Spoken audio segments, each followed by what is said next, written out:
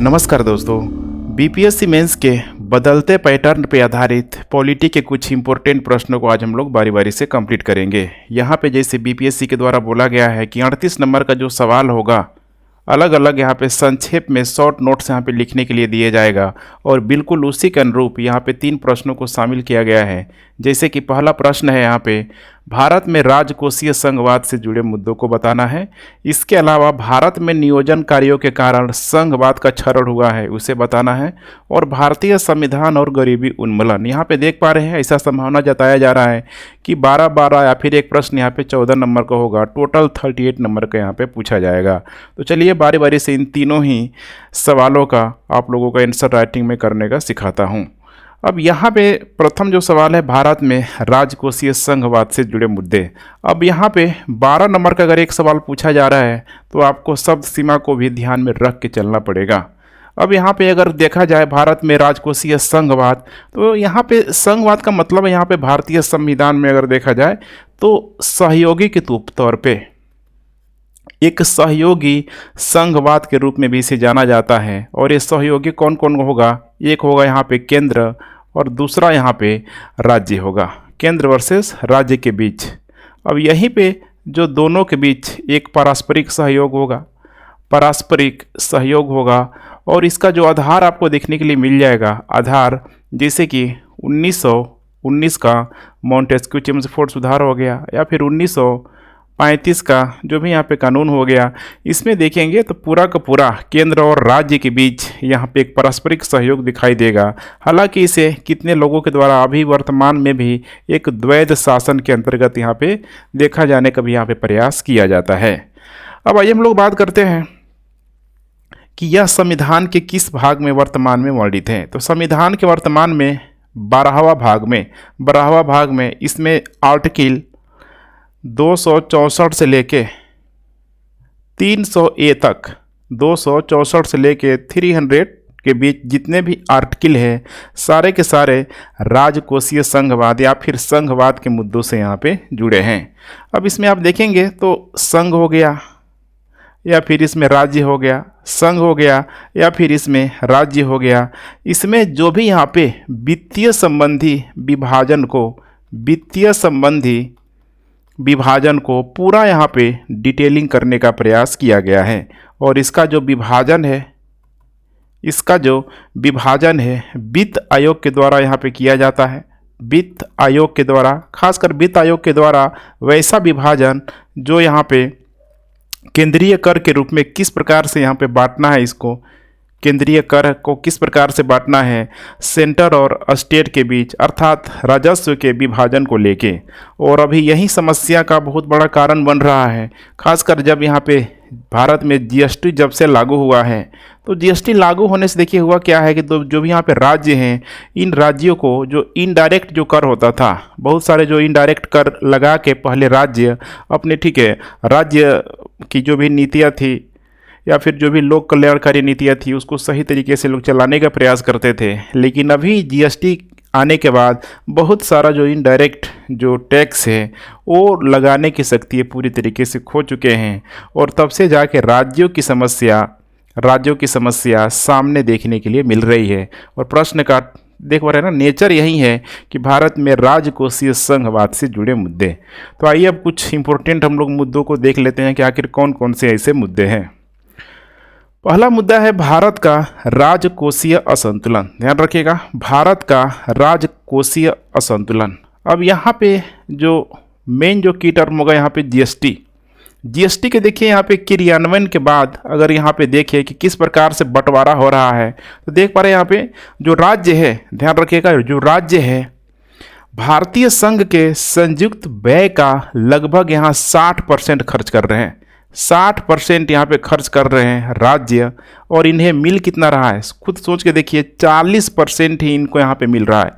खर्च कितना है यहाँ पे, अर्थात व्यय कितना है इनका 60%, और इनको इनकम कितना जनरेट हो रहा है, तो महज यहाँ पे आय 40% यहाँ पे जनरेट हो रहा है।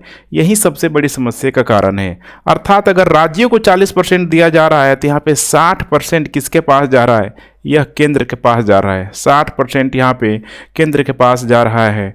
और यही समस्या का सबसे बड़ा कारण यहाँ पे बन के आ रहा है कि इसमें आरोप लगाया जा रहा है कि राज्यों को कहीं न कहीं यहाँ पे कमज़ोर करने की कोशिश की जा रही है। राज्यों को कमज़ोर करने की यहाँ पे कोशिश की जा रही है और राज्यों के लिए अभी समस्या और अधिक बढ़ते यहाँ पे चला है। खासकर राज्यों के कार्य क्षेत्र में असंतुलन को लेके यहाँ पे बात किया जाए तो जो भी यहाँ पे पंचायती व्यवस्था हो गया, स्थानीय सरकार हो गया, या फिर ठीक है पंचायती व्यवस्था हो गया, पंचायती व्यवस्था, इन सारे ही चीज़ों को ध्यान में रखते हुए राज्यों को इनके लिए भी यहाँ पे कुछ न कुछ ठीक है जो बजट का जो हिस्सा है इन्हें भी कंट्रीब्यूट करना होता है। तो राज्यों की समस्या, इनकी जो प्रॉब्लम है और यहाँ पे तेज़ी से बढ़ती हुई भी नज़र आ रही है। दूसरा है यहाँ पे ऊर्ध्वाधर राजकोषीय असंतुलन। अब ये थोड़ा सा समझने की कोशिश कीजिए। देखिए ऊर्ध्वाधर राजकोषीय असंतुलन में क्या होगा, जो टॉप है, जैसे कि यहाँ पे सबसे पहले हम लोग बात करें केंद्र की, तो इसमें माना जाता है कि जो केंद्र सरकार की जो आय होगी, केंद्र सरकार की जो आय होगी यह व्यय से अधिक होगी। अब यहाँ पे जब इस तरह का ठीक है इक्वेशन हो तो किसी भी संस्था के लिए, व्यक्ति के लिए, राज्य के लिए, देश के लिए बहुत ही अच्छा इंडिकेट है। लेकिन यहाँ पे राजकोषीय असंतुलन कैसा है, ऊर्ध्वाधर है। अब इसमें क्या समस्या होगी, राज्यों को इसमें समस्या होगी, अर्थात राज्यों की जितनी आय है उससे अधिक यहाँ पे राज्यों की व्यय है। अब यही तो समस्या है यहाँ पे राज्यों के साथ। और अब ये जो असमानता है यहाँ पे यह और अधिक बढ़ा दिया है जीएसटी। बार बार आपको जीएसटी को यहाँ पे चर्चा करना ही पड़ेगा। और अब राज्य बिल्कुल यहाँ पे परेशान है, क्योंकि राज्य अब इनडायरेक्ट टैक्स यहाँ पे लगा नहीं सकते हैं। बहुत ही इनडायरेक्ट टैक्स का दायरा यहाँ पे सीमित कर दिया गया है। अब इससे यहाँ पे बहुत सारा एरिया यहाँ पे प्रभावित हो रहा है। जैसे कि शहरीकरण को लेकर हम लोग बात करें, शहरीकरण हो गया, या फिर सार्वजनिक वस्तुओं की गुणवत्ता को लेके, सार्वजनिक वस्तुओं की जो भी गुणवत्ता है, इसके अलावा जलवायु परिवर्तन या फिर पर्यावरण से जुड़े मुद्दे। अब यहाँ पे राज्यों के पास पैसा ही नहीं है, आप खुद सोच सकते हैं, ठीक है। तो यहाँ पे समस्या आएगी ही आएगी। अब ये समस्या और बड़े स्तर पे यहाँ पे हो सकता है, लेकिन ठीक है एक शॉर्ट नोट लिखना है तो शब्दों को आपको ध्यान में रख के चलना होगा। उसके बाद नेक्स्ट है राजकोषीय क्षमता में यहाँ पे क्या हो रही है, कमी आ रही है, और इसकी वजह से असमानता पूरी तरीके से बढ़ते यहाँ पे जा रही है। जैसे कि एक अनुमान के आधार पे यहाँ पे मैं बताने की कोशिश कर रहा हूँ कि अगर यहाँ पे 1955 और 56 के दौरान आप लोग देखेंगे तो जो भी राज्य थे इसमें लगभग 69% जो भी इनकी योजनाएं होती थी, कार्य होते थे, माने 69% ये लोग खुद यहाँ पे राज्य स्वयं कर लेते थे, चूँकि इनके पास इनकम जो जनरेट हो जाता था लगभग 69%। लेकिन वही अगर हम लोग बात करें 2019-20 की हम लोग बात करें तो यह इतना घट गया है, बहुत अधिक यहाँ पे कम हो गया है, 38% तक ये सीमित हो गया है। अब खुद सोचिए, अब इसको 100% तक ले जाने के लिए यहाँ पे केंद्र पे सहारा अधिक से अधिक रहना पड़ेगा। और यहाँ पे चूँकि देखिए यहाँ पे केंद्र पे सहारा ठीक है रहना पड़ेगा, लेकिन यहाँ जैसा नहीं ना। इसीलिए आप वर्तमान में जो भी यहाँ पे मतलब राज्य हैं, राज्यों के साथ सबसे बड़ी समस्या है कि केंद्र के साथ किस तरीके से सामंजस्य बैठा के चले। अदरवाइज देख पा रहे हैं यहाँ पे कितना उनके पास जो रेवेन्यू जनरेट हो रहा है, इससे राज्य अब यहाँ पे कार्य कर ही नहीं सकते हैं, समस्या आना तय है। और जैसे कि जो भी इनडायरेक्ट टैक्स है, इनडायरेक्ट जो टैक्स है पूरी तरीके से यहाँ पे ठीक है सीमित कर दिया गया है। जैसे कि राज्यों को लेके देखेंगे जब से जीएसटी लागू हुआ है तो पेट्रोलियम उत्पाद हो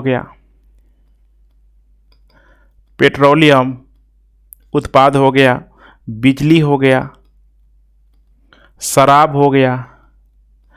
अगर इन तीन चीज़ों को अगर छोड़ दिया जाए, इन तीनों को छोड़ दिया जाए, एक्सेप्ट यहाँ पे कर दिया जाए, तो फिर राज्य जो है अपने रेवेन्यू बढ़ाने में पूरी तरीके से यहाँ पे असमर्थ है। अब याद करिए कोविड के दौरान राज्यों की क्या हाल हुई होगी, व्यक्तियों की स्थिति खराब थी तो फिर राज्यों की स्थिति खराब होना ही है।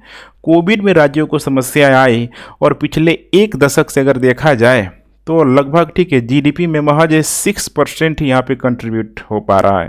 तो सबसे बड़ी समस्या है सब। उसके बाद यहाँ पे क्षेत्रीय राजकोषीय असंतुलन, क्षैतिज राजकोषीय असंतुलन। तो जस्ट इसके ठीक है ऊर्ध्वाधर के जो वर्टिकल था उसी का जस्ट ये विपरीत तौर पे, उल्टा तौर पे यहाँ पे देख सकते हैं, हॉरिजॉन्टल राजकोषीय असंतुलन। इसमें क्या होगा तो देखिए राज्यों और राज्यों के बीच, जैसे कि कुछ राज्य ऐसी है जिनकी राजकोषीय जो क्षमता काफ़ी अधिक है, राजकोषीय क्षमता कुछ राज्यों की काफ़ी अधिक है। जैसे कि यहाँ पे कुछ ठीक है जो भी विकसित स्टेट हैं आप बता सकते हैं, जैसे गुजरात हो गया, केरला हो गया, तमिलनाडु हो गया, ठीक है। तो इनके साथ वैसी समस्या यहाँ पे नहीं है। ये जो भी अपने राज्यों के लिए, अपने नागरिकों के लिए जो भी यहाँ पे नीति निर्माण कार्य योजना लगाना होगा, तो ये लोग बहुत हद तक ये लोग कैपेबल हैं, क्योंकि इनके पास रेवेन्यू का सोर्स है। लेकिन वहीं अगर कुछ हम लोग ऐसे राज्यों की बात करें जिनकी राजकोषीय क्षमता यहाँ पे कम है, राजकोषीय क्षमता पूरी तरीके से यहाँ से कम है, खासकर जो बीमारू स्टेट जिसे बोला जाता है वैसे राज्यों की, ठीक है, यहाँ पे बिहार हो गया या फिर यहाँ पे यूपी हो गया, तो समस्या होगी कि नहीं होगी खुद आप सोच के देखिए। और वैसे में यहाँ पे इसीलिए जब बोला जाता है, जब आर्थिक उदारीकरण किया गया, आर्थिक उदारीकरण किया गया, तो उदारीकरण में जितना अधिक लाभ इन जो विकसित राज्यों को मिला उससे अधिक यहाँ पे कह सकते हैं ना कि जो निगेटिव जो इम्पेक्ट आपको पड़ता हुआ दिखाई देगा यहाँ। हालांकि ऐसा नहीं है, कुछ फ़ायदा मिला, लेकिन इनको सबसे अधिक फ़ायदा मिला। सोचिए, ठीक है, और आर्थिक उदारीकरण में अब पूरा जो एक बंद अर्थव्यवस्था थी खुला अर्थव्यवस्था के रूप में बदल गई। जो भी तटवर्ती इलाका है, गुजरात है, केरल है, तमिलनाडु है, इनको कितना अधिक यहाँ पे फ़ायदा हुआ ही हुआ। उसके बाद से यहाँ पे जब योजना आयोग का ख़त्म कर दिया गया, योजना आयोग का ख़त्म कर दिया गया नीति आयोग के द्वारा, तो भी इनको ठीक है मैंने जो बीमारू जो राज्य थे इनको बहुत अधिक यहाँ पे ध्यान रखिएगा समस्या हुई, नकारात्मक के तौर पे देख सकते हैं। तो इससे आपको दिखाई क्या दे रहा है, इसके जो इम्पैक्ट जो पड़ता हुआ दिखाई दे रहा है वो है यहाँ पे क्षेत्रीय असमानता। ध्यान रखिएगा, क्षेत्रीय असमानता, इसका मतलब कई बार आप लोगों ने सुना भी होगा कि गरीब आदमी और गरीब हो रहा है, अमीर आदमी और यहाँ पे अमीर हो रहा है। और यही कारण है कि देखेंगे कि लगभग सबसे गरीब आधी आबादी के पास, आधी आबादी जो बिल्कुल यहाँ पे गरीब है उनके पास अगर टोटल अगर हम लोग संपत्ति की बात कर ले, एसेट की बात करें, तो महज 6% हैं। लेकिन वहीं अगर 10% भारत के अगर 10% लोगों के पास अगर देखा जाए तो इनके पास 2/3 संपत्ति है। 2/3 संपत्ति है, कितना, महज यहाँ पे 10% लोगों के पास। तो इससे क्या हो रहा है खुद अब सोच के देखिए, क्षेत्रीय असमानताएं यहाँ पे बढ़ रही है। नेक्स्ट है यहाँ पे राजकोषीय स्थान की अनुपलब्धता। अब यहाँ पे इसका शब्द थोड़ा सा हिंदी में अटपटा लग रहा होगा, इसका मतलब होता है physical space. Physical space, physical space का सीधा सा मतलब होता है कि सरकार व्यय के मामलों में लचीला है और वह राज्यों के साथ सामंजस्य बैठा के कार्य करने का प्रयास करती है। लेकिन यहाँ पे क्या है, अनुपलब्धता है, अर्थात यहाँ पे जो सेंटर है पूरी तरीके से कैपेबल नहीं है, या फिर बहुत सारे कारण है उसको प्रभावित करने वाले। अब यहाँ पे देखिए डिस्ट्रीब्यूशन कौन कर रहा है, वित्त आयोग। वित्त आयोग के द्वारा ही यहाँ पे डिस्ट्रीब्यूशन किया जा रहा है। तो यहाँ पे आपको पकड़ना है वित्त आयोग को, कि जो वित्त आयोग की जो भूमिका है वो माना जा रहा है कि अभी ये संदिग्ध है। खुद समझिए, अब संदिग्ध क्यों है, हो सकता है कि सेंटर का अधिक से अधिक यहाँ पे दबाव हो, या फिर वित्त आयोग के पास ठीक है राजकोषीय जो ठीक है जो वैल्यू होना चाहिए, जो मूल्य होना चाहिए अनुदान के लिए, वो राज्यों को नहीं दे रहा है। तो वैसे में यहाँ पे इंजाम लगना तय है। नेक्स्ट यहाँ पे हो जाएगा विशिष्ट रुचि को लेके, विशिष्ट रुचि के लेके। अब यहाँ पे थोड़ा चीज़ आप ध्यान से देखने की कोशिश कीजिए। जैसे कि कोई भी सेंटर के द्वारा, कोई भी जो सेंटर के द्वारा अगर कोई भी यहाँ पे स्कीम चलाए जाने का प्रयास किया जा रहा है, तो सेंटर हर हाल में क्या करती है कि भाई हम स्कीम चला रहे हैं। कोई भी गवर्नमेंट की जो यहाँ पे स्कीम है, सेंटर यही बोलते हैं कि हम स्कीम चला रहे हैं। जैसे कि ठीक है अभी जो प्रधानमंत्री जो हेल्थ सेक्टर में यहाँ पे देख ले, जैसे आरोग्य योजना के अगर हम लोग एग्जाम्पल ले लें, आरोग्य स्कीम का एग्जाम्पल ले लें, तो इसमें अब सेंटर क्या कर रही है, तो राज्यों को मोटिवेट कर रही है कि राज्य कुछ पैसा डालें, कुछ पैसा यहाँ पे केंद्र का होगा, यहाँ पे सेंटर का होगा। अब ये बात सबको खुद समझना है यहाँ पे कि जब राज्य के द्वारा इस तरह से जब किया जा रहा है तो जो भी जो गवर्नमेंट की जो यहाँ पे स्कीम होगी उसमें तो नाम सेंटर का ही चलेगा, और इसमें राज्यों को यहाँ पे मोटिवेट किया जा रहा है कि भाई ठीक है राज्यों के तुम्हारे जो राज्य के जो लोग हैं उनको यहाँ पे फ़ायदा मिलेगा। लेकिन यहाँ पे ऐसा हो नहीं पाता है ना। खुद सोचिए यहाँ पे जो भी स्टेट की जो राजनीतिक पार्टियाँ हैं ऐसे चीज़ों से करने से बचती है। स्टेट पार्टी खुद यहाँ पे चाहती है कि हमारे द्वारा जो भी स्कीम में जो भी योजनाएँ हैं उसके तहत लोगों को फ़ायदा मिले ताकि उनकी भी गवर्नमेंट यहाँ पे स्टेबलाइज रहे। अब यही यहाँ पे सबसे बड़ी समस्या का यहाँ पे कारण होता है कि जो भी स्कीम है इस स्कीम को लेके यहाँ पे राज्यों को यहाँ पे मोटिवेट किया जाता है कि अगर तुम्हारे पास पैसा नहीं है तो भाई कर्ज लो। और इस कर्ज में इनको बहुत अधिक इंटरेस्ट भी देना पड़ता है, जैसे कि 7% से लेके 10% तक इनको ठीक है इंटरेस्ट सिर्फ यहाँ पे देना पड़ता है। और ये किसी लिए करते हैं राज्य, तो ये यहाँ पे केंद्र की, ध्यान रखिएगा, केंद्र की योजनाओं में भागीदारी करने के लिए, केंद्र की योजनाओं में भागीदारी करने के लिए, विशेषकर जहाँ पे ठीक है केंद्र और राज्य में जहाँ पे एक ही सरकार होती है वहाँ पे आपको अमूमन देखने के लिए मिलेगा। क्योंकि जैसे ही यहाँ पे दूसरी गवर्नमेंट होगी, एंटी गवर्नमेंट आएगी केंद्र के, तो फिर बहुत सारे जो केंद्र की प्रायोजित जो योजनाएँ हैं उसमें वो पार्टिसिपेट ही नहीं करेगी। तो ये भी एक बहुत बड़ा समस्या का यहाँ पे कारण है। और यहाँ पे कई मामले में देखेंगे तो केंद्र के द्वारा राज्यों पे अपनी नीतियों को थोपने का भी प्रयास किया जाता है, अपनी नीतियों को थोपने का प्रयास किया जाता है। अब राज्य की स्वायत्ता यहाँ पे इससे कम हो जाएगी।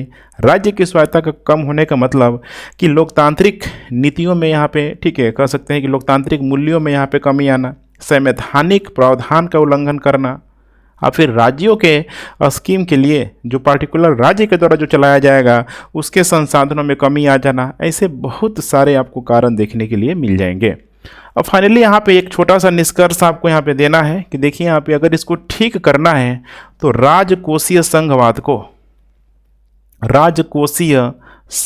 को ठीक करने की ज़रूरत है। खासकर अगर हम लोग बात करें ऊर्ध्वाधर मामले में, सबसे बड़ी समस्या यही था ऊर्ध्वाधर, और दूसरा था यहाँ पे क्षैतिज। अब इसको ठीक अगर कर दिया जाए तो लगभग 90% प्रॉब्लम ऐसे ही ठीक हो सकता है।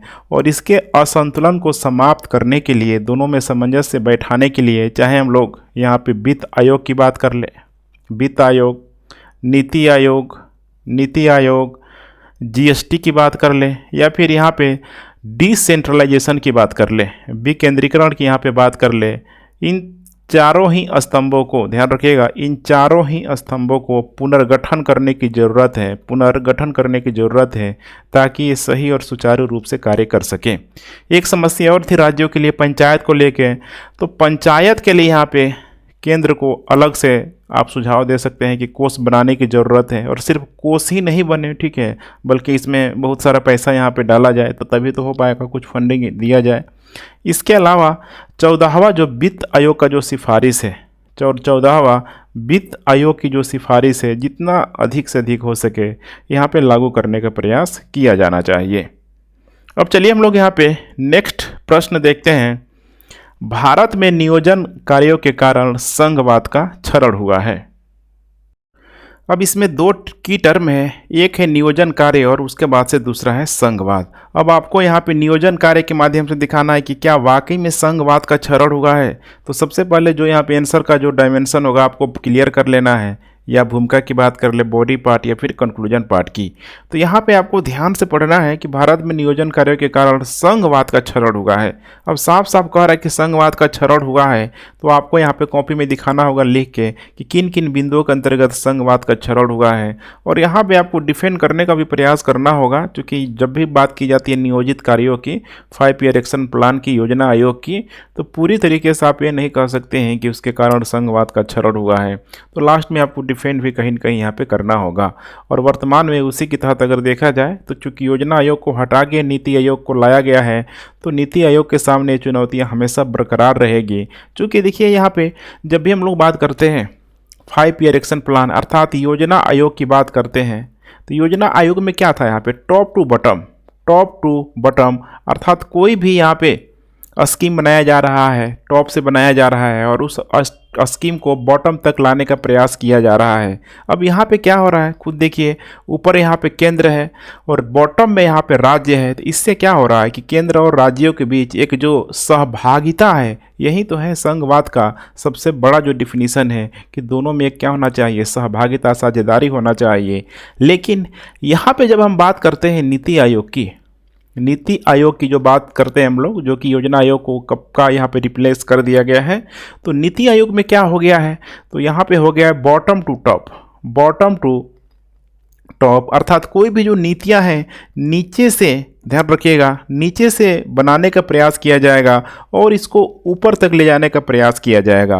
अब यहाँ पे देखेंगे तो राज्यों को थोड़े बहुत आपको स्वायत्तता मिलते हुए नजर आएगी, क्योंकि बहुत सारे राज्य इसको लगाने से मना भी कर देते हैं, या फिर ठीक है जो सेंट्रल गवर्नमेंट की आप दोहरी नीति भी कह सकते हैं कि कई राज्यों को, खासकर जहाँ पे अपोजिशन की पार्टी होती है, वहाँ पे समान व्यवहार नहीं करना। लेकिन यहाँ पे क्या था, यहाँ पे देखेंगे तो बहुत हद तक यहाँ पे केंद्र से जो भी योजनाएं प्रायोजित की जाती हैं उसको नीचे लेवल तक यहाँ पे स्टेबलाइज करने की यहाँ पे कोशिश की जाती थी, जिसमें समय भी लगता था। ठीक है, तो यहाँ पे एक अच्छा खासा आप ठीक है डिफिनीसन यहाँ पे लिख सकते हैं कि आज़ादी के बाद से 1947 के बाद से अगर देखा जाए तो इसी योजना आयोग के माध्यम से, इस नियोजन के माध्यम से भारतीय राज्य और मतलब केंद्र के बीच संघीय ढांचे को स्टेबलाइज करने का प्रयास किया गया, जो कि बहुत ही इम्पोर्टेंट यहाँ पे ध्यान रखिएगा फैक्टर है, इम्पोर्टेंट विशेषताएं हैं, जिसके माध्यम से यहाँ पे केंद्र हो गया और यहाँ पे राज्यों के बीच, केंद्र और राज्यों के बीच हर तरह का मामला, चाहे वो सोशल हो गया, इकोनॉमिक हो गया, पॉलिटी हो गया, ठीक है, इन सारे ही क्षेत्रों में इस योजना आयोग के माध्यम से विकास करने का इसको ठीक है मौका मिला। अब इसी को यहाँ पे थोड़ा सा नीति आयोग की तरफ आपको मूव करा देना है, नीति आयोग की तरफ मूव करा देना है कि अब इन सारे ही चैलेंजेज को, सारे ही समस्याओं को नीति आयोग किस तरीके से आगे फेस करती है, ये तो अब नीति आयोग पे निर्भर करता है। उसके बाद यहाँ पे अब दिखाना है कि योजना और संघवाद, चूँकि जो आपको ठीक है प्रश्न पूछा जा रहा है, कि देख पा रहे हैं यहाँ पे जो प्रश्न पूछा जा रहा है, ध्यान से देखते चलिए कि इसके कारण संघवाद का क्षरण हुआ है, तो थोड़ा बहुत आपको दिखाने की कोशिश करना होगा। तो योजना और यहाँ पे संघवाद, अब यहाँ पे योजना और संघवाद के अंतर्गत देखेंगे तो हमेशा ही अंजाम यहाँ पे मतलब इंजाम लगता है कि असहज भागीदारी को लेके, असहज पार्टिसिपेशन को लेके, कि कई मामलों में देखेंगे तो यहाँ पे ठीक है जो योजना आयोग के माध्यम से, योजना के माध्यम से संघवाद का ढांचा यहाँ पे कमजोर करने का प्रयास किया गया है, क्योंकि राज्यों में माना जाता है कि थोपने का यहाँ पे प्रयास किया गया है। तो छोटा छोटा आप ठीक है पैराग्राफ के माध्यम से अपने आंसर को कंप्लीट कर सकते हैं। उसके बाद नियोजन प्रक्रिया का झुकाव केंद्र की ओर, चूँकि यहाँ पे मैंने बताया था भी आपको कि जो भी यहाँ पे स्कीम बनाया जा रहा है वो केंद्र के द्वारा ही यहाँ पे बनाया जा रहा है, और केंद्र के बनाने के बाद से इसको बॉटम तक, समझ रहे हैं ना, टॉप टू बॉटम मैंने बताया था, टॉप टू बॉटम यहाँ पे जब अप्लाई करने का प्रयास किया जा रहा है तो आपको खुद समझना है यहाँ पे कि ज़मीनी स्तर पर इस योजना को लागू किया जा रहा है, ज़मीनी स्तर पर इस योजना को लागू किया जा रहा है, तो स्वाभाविक सी बात है कि इसका जो क्रियान्वयन है यहाँ पे धीमा होगा, बहुत अधिक यहाँ पे तेज नहीं होगा। तीसरा है राज्य और समवर्ती सूची के विषयों पर योजना के अतिक्रमण को लेके, ध्यान रखिएगा, राज्य और ठीक है समवर्ती सूची के विषय पर। तो यहाँ पे आपको दिखाना होगा कि देखिए राष्ट्रीय जो योजना है, ध्यान रखिएगा, राष्ट्रीय जो योजना है केंद्र सरकार की भूमिका को विस्तृत किया हुआ है, अर्थात केंद्र सरकार की योजनाओं को राज्यों में पूरी तरीके से क्रियान्वयन करने का यहाँ पे प्रयास किया है, और इसी के माध्यम से अब केंद्र, समझ रहे हैं ना, और राज्यों के शक्ति के बीच को अंतर कम करने की भी यहाँ पे कोशिश किया गया है। अब इसीलिए अब कि केंद्र को लगता है कि अगर कोई राज्य किसी भी क्षेत्र में अगर सही तरीके से कार्य नहीं कर रहा है तो फिर राज्य केंद्र उस राज्यों को ठीक है एक्शन लेने के लिए यहाँ पे पूरी तरीके से प्रयास करेगी कि भाई तुम भी लो। तो इसी तरीके हमें बोला जाता है यहाँ पे, जैसे केंद्र हो गया और दूसरी तरफ है यहाँ पे राज्य, केंद्र और राज्य। तो इसी माना जाता है कि देखिए जो राज्य सूची के जो विषय है केंद्र के द्वारा अतिक्रमण करने का प्रयास किया जाता है, अतिक्रमण करने का प्रयास किया जाता है। जैसे राज्य की जो कुछ विषय है, शिक्षा हो गया, इसके अलावा स्वास्थ्य हो गया। अब सोचिए शिक्षा और स्वास्थ्य किसी भी राज्य के लोगों के लिए कितना इम्पोर्टेंट फैक्टर है। अगर वो राज्य सही तरीके से कार्य नहीं करेगी तो इस योजना आयोग के माध्यम से ही क्यों ना हो, तो क्या ये अगर केंद्र बोल रहा है तो खराब कर रहा है, ये खुद समझने की बात है। लेकिन चूंकि टॉपिक का जो ठीक है नेचर है, यहाँ पे बोला जा रहा है कि क्षरण हो रहा है, ठीक है, तो ये आप थोड़ा बहुत यहाँ पे इंडिकेट कर सकते हैं। उसके बाद है यहाँ पे टैक्स दर को लेके, टैक्स दर को लेके ये आम तौर पर ठीक है आरोप लगता है, जैसे कि टैक्स दर को लेकर अभी जीएसटी हो गया, ठीक है, जीएसटी का निर्माण किया गया है। अब जीएसटी के लेके देखेंगे यहाँ पे तो हर जगह जीएसटी परिषद हर राज्यों में स्थापना की गई है, जीएसटी परिषद। अब जीएसटी परिषद के जितने भी सदस्य हैं, इन सदस्यों पे ठीक है मैंने ऐसा माना जाता है कि जो वित्त मंत्री की शक्तियों का आरोप लगता है, इनमें वित्त मंत्रियों की शक्तियों का आरोप लगाया जाता है कि इन सदस्यों को किसी भी ठीक है मतलब फेवर के लिए, किसी भी गवर्नमेंट से संबंधित जो ठीक है प्रावधान है उनको यहाँ पे लागू करने के लिए यहाँ पे इनको ठीक है कहीं न कहीं यहाँ पे समझ रहे हैं ना, यहाँ पे कहीं न कहीं यहाँ पे इनको मतलब एक्शन लेने के लिए यहाँ पे मजबूर किया जाता है। तो कहीं न कहीं यहाँ पे अतिक्रमण ही है। उसके बाद हो जाएगा यहाँ पे राष्ट्रीय योजना। मैंने बता दिया था, बार बार यही ध्यान रखिएगा, ठीक है टॉप टू बॉटम, चूँकि हम लोग बात कर रहे हैं किसकी, योजना आयोग की बात कर रहे हैं, टॉप टू बॉटम। अब राष्ट्रीय लक्ष्यों को प्राप्त करने के लिए अगर केंद्र के द्वारा राज्यों पे कोई स्कीम अगर थोपा जा रहा है तो यहाँ पे माना जाता है कि जो संघीय संबंध बाधित होता है, अर्थात राज्यों को उतनी अधिक यहाँ पे स्वायत्ता नहीं मिल पाती है। ठीक उसी तरीके से यहाँ पे अंतर भरने की प्रकृति को लेके, जैसे कि सपोज करिए कि कोई भी राज्य यहाँ पे घाटे में चल रहा है, उसका जो समझ रहे हैं ना, जो वित्तीय जो घाटा है, राजकोषीय जो घाटा है बहुत यहाँ पे अधिक हो चुका है। तो ऐसे में यहाँ पे घाटे से ग्रस्त राज्यों को सोच के देखिए, घाटे से ग्रस्त राज्यों को अगर यहाँ पे केंद्र के द्वारा यहाँ पे सपोर्ट किया जा रहा है, उस घाटे के अंतर को यहाँ पे कम करने का प्रयास किया जा रहा है, तो ऐसे में भी अब यहाँ पे केंद्र की आलोचना की जाती है। या सपोज करिए योजना आयोग के द्वारा कोई स्कीम वहाँ पे चला दिया गया जिसके वजह से उस राज्य की स्थिति ठीक है अच्छी हो सकती थी, तो ऐसे माना जाता है कि जो दूसरे जो राज्य के जो लोग हैं या फिर विपक्षी जो पार्टियां हैं उन पर आरोप लगाने का प्रयास करती हैं। उसी तरीके से है यहाँ पे राजनीतिक हितों की पूर्ति के लिए, इसमें आम धारणा है, देखिए इसमें सिंपल सा कॉन्सेप्ट है, जो भी यहाँ पे विपक्षी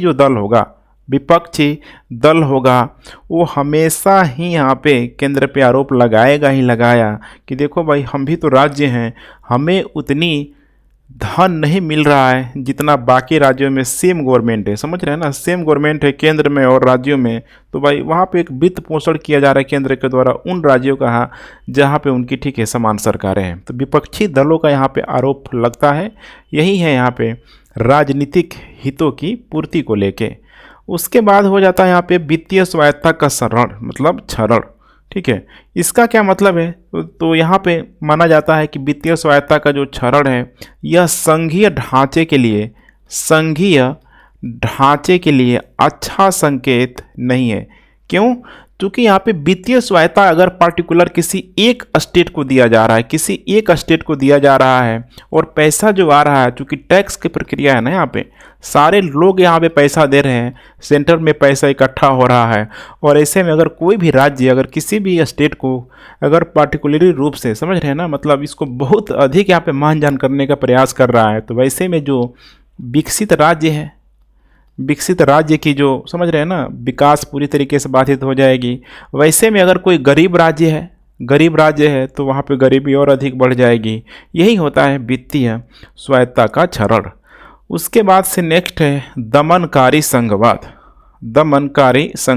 वही टॉप टू डाउन को लेके यहाँ पे यह आरोप भी लगता है केंद्र सरकार पे, ठीक है, कि राज्यों की स्वायत्ता यहाँ पे छीनी जा रही है। ध्यान रखिएगा, राज्यों की स्वायत्ता छीनी जा रही है, राष्ट्रीय लक्ष्यों को प्राप्त करने के लिए मजबूर किया जा रहा है। सोचिए, अब राष्ट्रीय लक्ष्य को प्राप्त करने के लिए क्या किया जा रहा है, मजबूर किया जा रहा है, तो इससे उस राज्य के नागरिकों को तो फ़ायदा ही होगा इसमें, लेकिन यहाँ पे राज्य का आरोप है।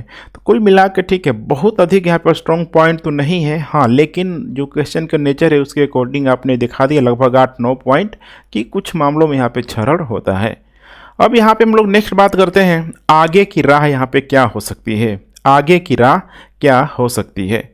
तो आगे की राह में हम लोग यहाँ पे ठीक है, नंबर 1 देखें, संसाधनों को उपलब्ध कराना, संसाधनों को उपलब्ध कराना। अब इसका यहाँ पे क्या मतलब है, ठीक है, तो माना जाता है कि देखिए सहकारी जो संघवाद है एक समन्वित तरीके से कार्य करती है और विभिन्न स्तरों पर सरकार द्वारा सब उपलब्ध जो संसाधनों को जुटाने का प्रयास करती है। कहने का एसेंस क्या है यहाँ पे कि वो संसाधनों को उपलब्ध कराने का प्रयास करती है लोगों की भलाई के लिए, लोगों की भलाई के लिए यह प्रयास करती है। और ऐसे में अगर देखा जाए तो योजना आयोग को यहाँ पे बहुत अधिक महत्व देना सही नहीं होगा, यहाँ पे नीति आयोग को महत्व दे सकते हैं, नीति आयोग को महत्व दे सकते हैं कि नीति आयोग के द्वारा, ध्यान रखिएगा, नीति आयोग के द्वारा यहाँ पे जो भी राज्यों का यहाँ पे वित्त पोषण जो करने का प्रयास अगर किया जा रहा है तो इसमें राज्यों को कहीं न कहीं देखेंगे तो स्वायत्तता होती है। स्वायत्तता नीति आयोग में अधिक आपको देखने के लिए मिल जाएगी। कोई भी जो गवर्नमेंट की जो स्कीम है वो राज्य अप्लाई करना चाहता है कि नहीं करना चाहता है, तो यहाँ पे ठीक है नेक्स्ट कदम ये हो सकता है। उसके बाद दूसरा है यहाँ पे राज्यों को समान रूप से भागीदारी बनाना, राज्यों को समान रूप से भागीदारी बनाना। सपोज करिए अगर यहाँ पे कोई भी लक्ष्य अगर सेंट्रल गवर्नमेंट अगर रखना चाह रही है, वो लक्ष्य चाहे यहाँ पे सामाजिक या फिर आर्थिक विकास के लिए यहाँ पे क्यों ना हो, सामाजिक या फिर आर्थिक विकास के लिए क्यों ना हो, तो यहाँ पे कोशिश करना चाहिए, ठीक है, कि अगर राष्ट्रीय आवश्यकता के लिए ये सारा चीज़ अगर बहुत मायने रखता है तो राज्यों की यहाँ पे क्या हो, समान भागीदारी हो, राज्यों की समान भागीदारी हो, ताकि जो राज्य है यहाँ पे आत्मनिर्णय की तैयारी कर सके कि भाई हमें इस चीज़ को लगाना चाहिए, अप्लाई करना चाहिए कि नहीं करना चाहिए। लेकिन आत्मनिर्णय के लिए यहाँ पे क्या करना चाहिए, तैयार करना चाहिए, जो कि इस मामले में थोड़ा नीति आयोग का पक्ष यहाँ पे ले सकते हैं, क्योंकि योजना आयोग में इस तरह की बातें बहुत अधिक नहीं थी। तीसरा है यहाँ पे अंतर्राज्य परिषद को लेके। अंतर्राज्य परिषद अभी देखेंगे तो इसकी जो अध्यक्षता है, ठीक है, पीएम के द्वारा यहाँ पे किया जाता है। जो भी बहुत सारे जो राज्यों के, ठीक है, जो मुख्यमंत्री होते हैं ये सब यहाँ पे सदस्य होते हैं। जो भी 2 या 2 से अधिक राज्यों के बीच समस्याएं होती हैं तो इसको यहाँ पे आसानी से निपटान किया जा सकता है। तो आगे की राह यहाँ पे ये है ताकि सहकारी संघवाद और अंतर्राज्यीय परिषद या फिर अंतर्राज्यीय जो समस्याएँ इस तरीके से बार बार उभर के ना आए। अब यहाँ पे निष्कर्ष के रूप में आप यहाँ पे कंप्लीट कर सकते हैं, क्योंकि मैंने बताया था कि योजना आयोग को मजबूरी है, कितना भी योजना आयोग स्ट्रिक्ट क्यों नहीं है, राज्यों को भले ही ये क्यों नहीं बोल रहा है कि इस पर अप्लाई करना ही करना है, लेकिन खुद सोच के देखिए जो योजना आयोग है संघीय प्रणाली की आवश्यकता को क्या कर रहा है, पूरा कर रहा है, संघीय प्रणाली की आवश्यकता को पूरा कर रहा है। हालांकि इसको कई सारी चुनौतियों का सामना भी करना पड़ा, जैसे केंद्र वर्सेस यहाँ पे राज्य हो गया, राज्य वर्सेस राज्य हो गया। लेकिन इन सारे ही दृष्टिकोण से अगर देखा जाए, ठीक है, केंद्र वर्सेस राज्य और राज्य वर्सेस राज्य। सपोज करिए योजना के द्वारा कोई भी स्कीम यहाँ पे चलाया जा रहा है तो ऐसी समस्याएं कितने जगह आपको देखने के लिए मिल जाएगी। लेकिन इन सब में सामंजस्य स्थापित करते हुए योजना आयोग के द्वारा एक सहयोगी भावना का विकास किया गया है, जिसमें आत्मनिर्भर भारत की आप परिकल्पना कर सकते हैं, या फिर एक सामंजस्यपूर्ण, ठीक है, राष्ट्रीय लक्ष्यों को प्राप्त करने के लिए यहाँ पे इसका, ठीक है, आप गुणगान यहाँ पे गा सकते हैं। और ऐसे में अब बहुत बड़ा चैलेंज है, ध्यान रखिएगा, बहुत बड़ा चैलेंज है नीति आयोग का कि नीति आयोग इन सारे चीज़ों को क्रियान्वित कर पा रही है कि नहीं कर पा रही है। बस यह एक पॉलिटिकल एजेंडा बन के ना रह जाए, ये सबसे बड़ी समस्या है, ठीक है। चूँकि योजना आयोग थोड़ा स्ट्रिक्ट तो था, लेकिन उसमें देश का विकास हो रहा था, लोगों की आवश्यकताएँ पूरी हो रही थी, ठीक है। तो इन सारी चीज़ों को आपको कहीं ना कहीं बताने की कोशिश करना है। अब यहाँ पे हम लोग नेक्स्ट प्रश्न की बात करते हैं। थर्ड नंबर टॉपिक है भारतीय संविधान और गरीबी उन्मूलन से संबंधित, अर्थात भारतीय संविधान सभा के सदस्यों के द्वारा गरीबी उन्मूलन के लिए, गरीबी हटाने के लिए या फिर देश के नागरिकों के कल्याण के लिए, उनके अधिकारों के लिए संविधान में बहुत सारा प्रावधान यहाँ पे किया गया है, बहुत सारा प्रावधान यहाँ पे किया गया है। अब उसी के तहत आपको अब आंसर राइटिंग करना है, क्योंकि यहाँ पे गरीबी उन्मूलन यहाँ पे की पॉइंट है। तो गरीबी उन्मूलन से संबंधित खासकर समानता को लेके, समता को लेके, या फिर जो भी कुछ फंडामेंटल राइट से जो इम्पोर्टेंट जो चीज़ें निकल के आ रही है, जो यहाँ पे बराबरी के हद तक, ध्यान रखिएगा, बराबरी के हद तक अपने अधिकारों की यहाँ पे मांग करती है, वैसे आर्टिकल को यहाँ पे पूरी तरीके से शामिल करके आपको अपना आंसर राइटिंग करना है। तो चलिए मैं आपको लर्न कराता हूँ किस तरीके से आपको आंसर राइटिंग करना है आर्टिकल, और यहाँ पे जो भी इम्पोर्टेंट एग्जाम्पल के तौर पे जो सुप्रीम कोर्ट के द्वारा वर्डिक्ट दिया गया है उसको आप इसमें शामिल जरूर करेंगे। सबसे पहले हम लोग बात करेंगे आर्टिकल 14। अब बिल्कुल सिंपल सा आर्टिकल है। इस आर्टिकल में इतनी बातें यहाँ पे जरूर लिखा गया है कि सभी लोगों के साथ समान परिस्थितियों में समान व्यवहार करना चाहिए। हालांकि इसका बहुत सारा अपवाद भी है, जैसे कि अपवाद में हम लोग कुछ इम्पोर्टेंट पद देख लेते हैं, राष्ट्रपति हो गया। इसके अलावा जो लोकसभा, राज्यसभा के सदस्य, विधानसभा के सदस्य, ऐसे लोगों को विशेष अधिकार दिया गया है। इनको समान परिस्थितियों में, ध्यान रखिएगा, समान व्यवहार यहाँ पे नहीं किया जा सकता है, क्योंकि ये स्पेशल कैटेगरीजन के तौर पे है। हाँ, लेकिन जो समान परिस्थितियों में जिसके साथ कहा जा रहा है कि समान व्यवहार किया जा सकता है, वो हर मामले में लागू होगा, चाहे वो कानून के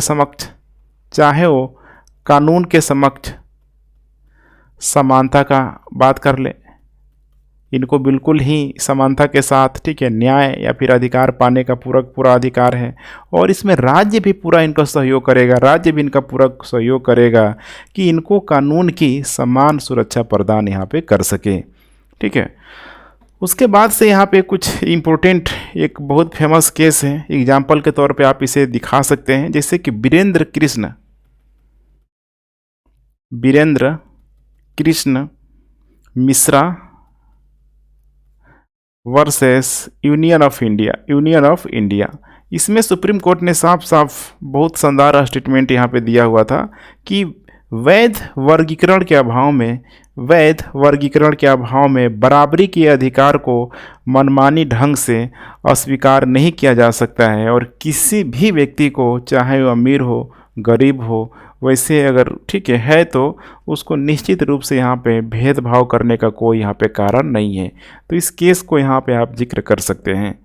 दूसरी हम लोग बात करते हैं यहाँ पे आर्टिकल 15 और 16, दोनों ही यहाँ पे भेदभाव के खिलाफ है। आर्टिकल अगर हम लोग 15(1) की बात करें तो आप लोगों ने आर्टिकल 15 मूवी जरूर देखा होगा। उसमें साफ जो शब्द था कि किसी भी व्यक्ति को या फिर किसी भी व्यक्ति के साथ, चाहे वो किसी भी धर्म, जाति, लिंग, जन्म स्थान या उनमें से किसी भी को यहाँ पे, ठीक है, एक आधार हो, उस आधार के आधार पे इन लोगों के साथ यहाँ पे भेदभाव नहीं किया जा सकता है। अर्थात इसका एक मेन जो पॉइंट है भेदभाव, किसी भी आधार पे इनके साथ यहाँ पे भेदभाव नहीं किया जा सकता है। उसी तरीके से यहाँ पे आर्टिकल 16(1), अब आर्टिकल 16(1), 15(1) की यहाँ पे कही गई बातें हैं, लेकिन ये थोड़ा डिफरेंट तरीके से है।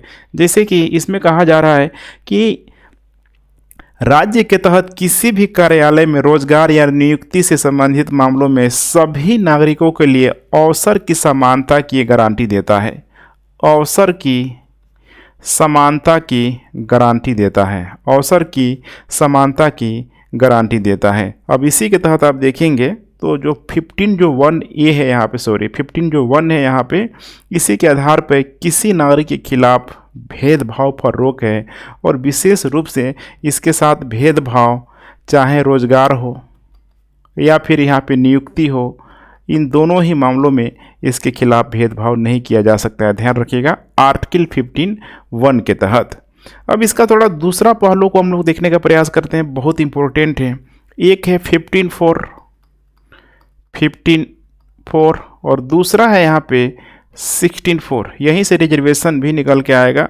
अब 15(4) में देखिए यहाँ पे कहा जा रहा है कि नागरिकों के किसी भी सामाजिक और शैक्षणिक रूप से पिछड़े वर्ग समझ रहे हैं ना, OBC हो गया या फिर SC हो गया, ST हो गया, इन लोगों को, समझ रहे हैं, इन लोगों को यहाँ पे आगे बढ़ाने के लिए, ध्यान रखिएगा, आगे बढ़ाने के लिए इनके लिए अलग से प्रावधान किया जाता है। 16(4) में प्रावधान किया जाता है और वहीं 64 में जो प्रावधान किया जाता है इसी को बोला जाता है आरक्षण। तो आरक्षण का संबंध किससे? 64 से है यहाँ पे, जो राज्य की राय में, ध्यान रखिएगा, राज्य के तहत सेवाओं में पर्याप्त रूप से यहाँ पे प्रतिनिधित्व यहाँ पे नहीं करता है। इसका मतलब यहाँ पे समझ पा रहे हैं आप कि बिल्कुल सिंपल है। यहाँ पे 15 जो 4 है, 16(4) को पूरी तरीके से, ठीक है, अप्लाई करने के लिए यहाँ पे विवश करता है। जब भी यहाँ पे कुछ इस तरह की परिस्थितियाँ पैदा होती है तो फिर उसको इसी के तहत जो आरक्षण का अधिकार, इसी के तहत आरक्षण का अधिकार यहाँ पे दिया जाता है, ठीक है। और ये उनको दिया जाता है, ध्यान रखिएगा, जो मैंने समझ रहे हैं ना, मान के चलिए यहाँ से जो भी लोग हैं इनको समान महत्व, समान प्रतिनिधित्व यहाँ पे नहीं मिल रहा है, तो इस आरक्षण के माध्यम से यहाँ पे देने, मतलब दिए जाने का प्रयास किया जाता है। जैसे कि इसका बहुत अच्छा एग्जाम्पल है 1992 में इंदिरा साहनी बनाम भारत संघ, Indira Sahni versus Union of India. इसमें देखिए यहाँ पे सुप्रीम कोर्ट ने बिल्कुल स्पष्ट किया था, नागरिक के पिछड़े शब्दों में यहाँ पे स्पष्ट यहाँ पे किया गया था कि पिछड़े लोग यहाँ पे कौन कौन हैं, तो SC ST OBC सबको यहाँ पे शामिल किया गया था। और ये भी बोला गया था, पे ध्यान रखिएगा, कि आरक्षण नीति जाति आधारित और वर्ग आधारित गरीबी से लोगों की यहाँ पे हितों की रक्षा करती है। अर्थात आप समझ रहे हैं, यहाँ पे जो जाति का इसीलिए कोई स्पष्ट प्रावधान तो नहीं है संविधान में, लेकिन यहाँ पे आरक्षण को लेके, जाति को लेकर, ठीक, कौन कौन लोग किस किस कैटेगरी में है वो अलग आपको दिखने के लिए मिलेगा अलग अलग आर्टिकल में। लेकिन आरक्षण को लेके यहाँ पे जो बेस इसका जो आधार आता है वो यहाँ पे सोशल आधार पे, सामाजिक आधार पे इस रिजर्वेशन को दिया जाता है। और वर्तमान में आपको जैसे पता है केंद्रीय मंत्रिमंडल